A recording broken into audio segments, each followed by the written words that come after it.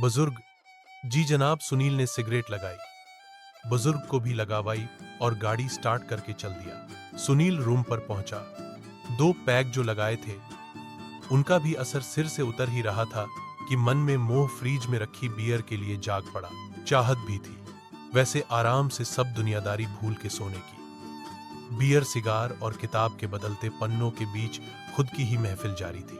अब तक जय और वीरू की दोस्ती के ऊपर जो कुछ लिखा था, इत्मीनान से उन शब्दों के ऊपर नजर घूम रहे थे।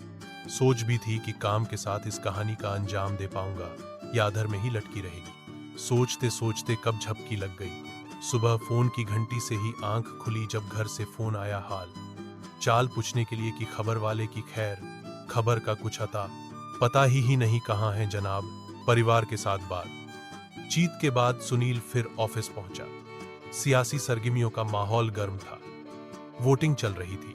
न्यूज रूम में कई ऐसे भी थे जिन्होंने ईवीएम की शक्ल नहीं देखी थी क्योंकि कभी वोट डालने का मौका मिला नहीं। प्रवासी मजदूर के तौर पर काम कर रहे थे सब। ऐसा लगता था कभी कभी खैर वोटिंग करने का ढांचा कब सुधरेगा कुछ पता नहीं, क्योंकि कई ऐसे हैं जो मूल रूप से किसी अन्य राज्य से हैं और काम किसी दूसरे राज्य में करते हैं। तो वोटिंग के लिए वक्त किसके पास? मिलना तो मेहनत की कमाई का ही है और हाल तो ऐसे हुए पड़े हैं कि रिश्तेदार की शादी हो तब भी वक्त पर अवकाश नहीं मिलता। फिर वोटिंग के लिए वक्त मिले जहन में सोचना भी गुस्ताखी है।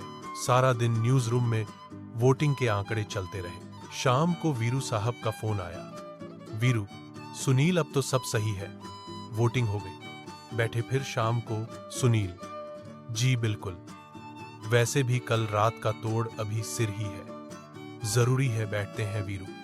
कौन सी पियोगे सुनील? आप बताइए कौन सी लेकर आऊं? वीरू, कोई न जो पड़ी है आज उसको निपटा लें, बाकी फिर देखेंगे। सुनील देर रात वीरू के घर पहुंच गया। दोनों बैठे थे। वीरू घर पर अकेला ही था क्योंकि परिवार तो चुनाव में व्यस्त होने के चलते घर अभी नहीं पहुंचा था। फोन आया। अभी वीरू और सुनील के टेबल पर सामान सज रही रहा था।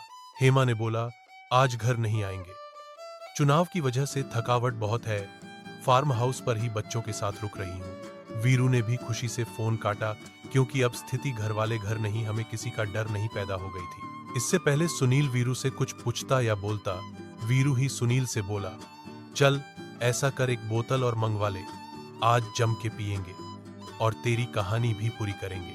सुनील, बोतल तो साहब गाड़ी में पड़ी है, आप पैक बनाइए, हम बोतल और डायरी लेकर आते हैं। दोनों ने एक एक पैग लगाया।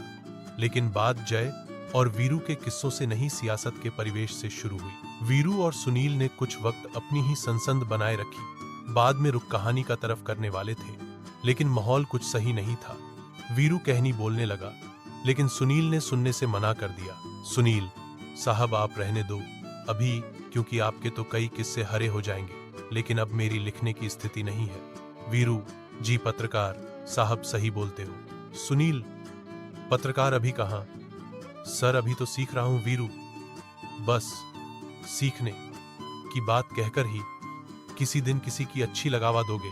सुनील, वो तो सर सिर पर बड़ों का आशीर्वाद मिलेगा तो जरूर नेक पथ पर अग्रसर रहेंगे। दोनों हवा के साथ झूले झूल रहे थे। वीरू गाड़ी तक सुनील को छोड़ने की जिद करता करता उसके साथ गाड़ी तक पहुंच गया।